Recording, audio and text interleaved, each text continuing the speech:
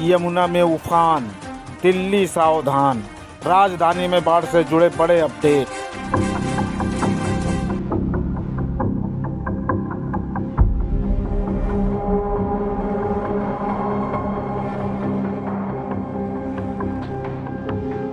दुनिया देख रही है, देश देख रहा है।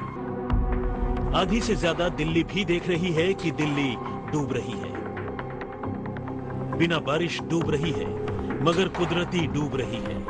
न जाने कितने दशकों सदियों बाद यमुना ने दिल्ली पर दावा किया। फिर तो लाल किले की दीवारें डूबने लगी, सचिवालय डूबने लगे, सीएम के घर दफ्तर डूबने लगे, आईटीओ चौक डूबने लगा, शमशान घाट डूबने लगे, मेट्रो स्टेशन डूबने लगे। जब सब कुछ डूबने लगा तो दिल्ली वालों का क्या, वो भी डूबने लगा। किसी की झोपड़ी डूबी, किसी की गृहस्थी डूबी, किसी के जानवर डूबे, किसी का रोजगार डूबा। मेरे ठीक पीछे अक्षरधाम मंदिर आपको दिखाई दे रहा है और उसके पास में ही तकरीबन 500 मीटर की दूरी पर आप देखेंगे कैसे लबालब यहाँ पर पानी भरा हुआ है। और नीचे की तरफ आप देखेंगे बड़े बड़े ये जो पेड़ हैं वो किस तरह से पानी में डूबे हैं। मयूर विहार के फ्लाईओवर के ठीक नीचे आपको अभी सैकड़ों की संख्या में लोग दिखाई देंगे जो फिर से एक तरह से अपने घर को सड़क पर ही चला रहे हैं। जो मुख्यमंत्री ने कहा था कि दिल्ली के लिए गुड न्यूज नहीं है, वो इन तस्वीरों के जरिए समझ लीजिए। ये देखिए, हर कॉलोनी इस वक्त सिविल लाइन इलाके के अंदर जो है वो डूबी हुई है। कि दूसरी तरफ से जो डिवाइडर है उससे पानी आप देख सकते हैं किस रफ्तार से इधर आ रहा है।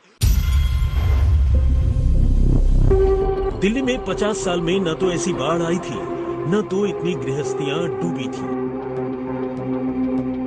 लेकिन इस बार पहाड़ों पर ऐसी बारिश हुई कि 2 दिनों के अंदर यमुना में खतरे का निशान 10 फीट नीचे छूट गया। यमुना 208 मीटर को पार करके आगे बढ़ती जा रही थी। हरियाणा के हथनी कुंड बैराज से निकले प्रचंड जल प्रवाह ने दिल्ली को आगोश में लेना शुरू किया तो यमुना किनारे की दिल्ली धीरे धीरे सैलाब में गुम होने लगी।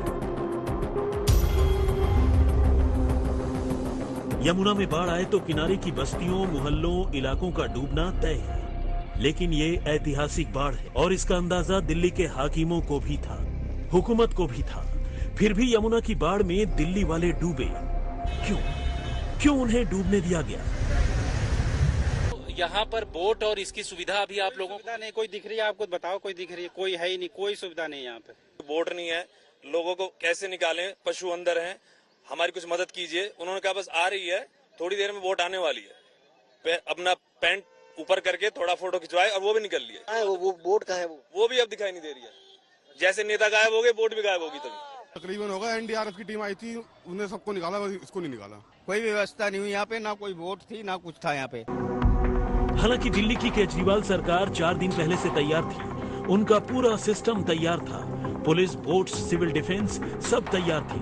लेकिन 4 दिन बाद भी दिल्ली वाले बाढ़ से घिरे दिखते रहे। कुछ खुद ही जान बचाने के लिए परेशान दिखे, कुछ को रेस्क्यू टीम ने बचा लिया। यमुना के कछार की झुग्गियों से लेकर सिविल लाइंस तक ऐसा कोई हिस्सा नहीं था जहां दिन भर एनडीआरएफ की टीम रेस्क्यू में नहीं जुटी रही। एनडीआरएफ कहता है कि बाढ़ में फंसे वही हैं जो निकलना नहीं चाहते हैं।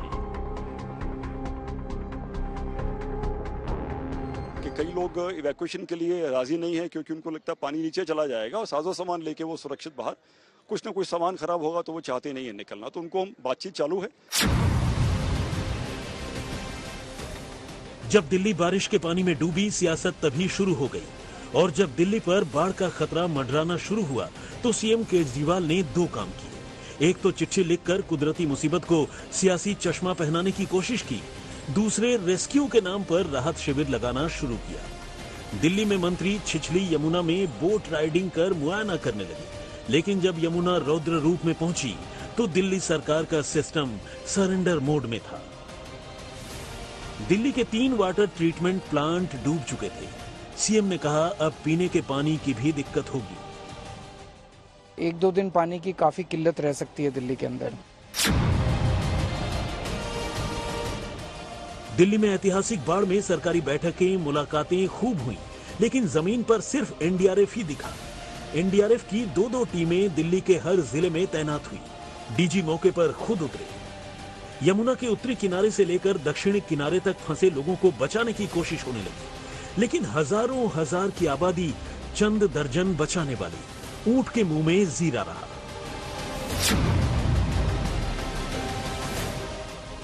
दिल्ली में बाढ़ आई तो केवल किनारों पर मुसीबत नहीं हुई, पूरी दिल्ली की ट्रैफिक पर असर पड़ा। महात्मा गांधी मार्ग डूब गया, आउटर रिंग रोड डूब गया, कालिंदी कुंज के इलाके डूब गए, लाल किले के पास की सड़कें डूब गई, सिविल लाइंस डूब गया, भैरव रोड डूब गया, मजनू का टीला डूब गया, जसोला विहार डूब गया, ओखला की सड़कें डूब गई, आईटीओ का चौक डूब गया, आश्रम चौक से लेकर डीएनडी के रास्ते डूब गए। नतीजा भयानक ट्रैफिक जाम, 4-4 किलोमीटर का जाम लग गया। पुलिस ने आउटर रिंग रोड से जीटी करनाल रोड तक, सिंधु बॉर्डर से मुकरबा चौक तक, भलसवा, पुश्ता, शाहदरा हर जगह डायवर्जन बनाए, मगर जाम और बढ़ता गया। यमुना का पानी अब भी कम नहीं हुआ है, हजारों लोग अब भी फंसे हुए हैं, कुछ घरों में, कुछ सड़क पर। यमुना का कहर जारी है, लेकिन अनुमान लगाया जा रहा है कि आज शाम से पानी का स्तर घट सकता है। इसी तरह के ताज़ा अपडेट पाने के लिए प्लीज़ हमारे चैनल को सब्सक्राइब करें।